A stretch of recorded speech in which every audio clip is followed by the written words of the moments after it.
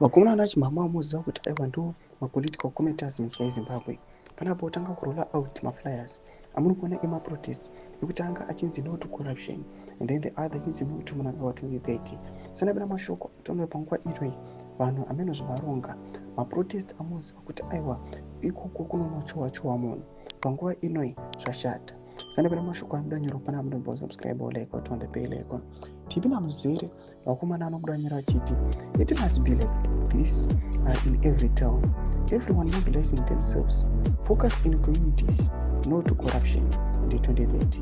And post those flyers and Rukona. The first one, the country Zimbabwe protest against deep-root corruption.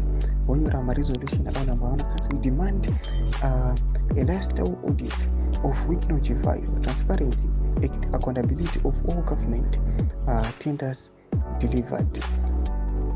All entrepreneurs who are funding 2030 Mandra must be included. Number 3, we say no to corruption. Number 4, we also demand an audit of ICT ministry that awarded Shiva a tender of 100 million USD when that ministry was allocated only 21 million. Number 5, we can't wait for 100 days. To win another protest, Zimbabwe protest against Munangagwa 2030. Munangagwa must not amend the constitution for an extended term in office.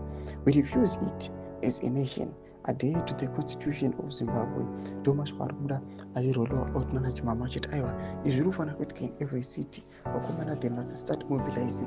Mashoko Tukuna Pangwa ino this 2030 agenda is receiver Iowa resistance it is stiff Zakanyanyisa.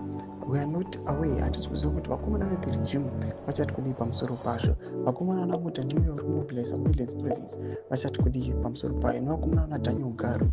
But them of Muru able to Kudi Pamsoro each in a comment section. Subscribe or like and turn on the bell icon.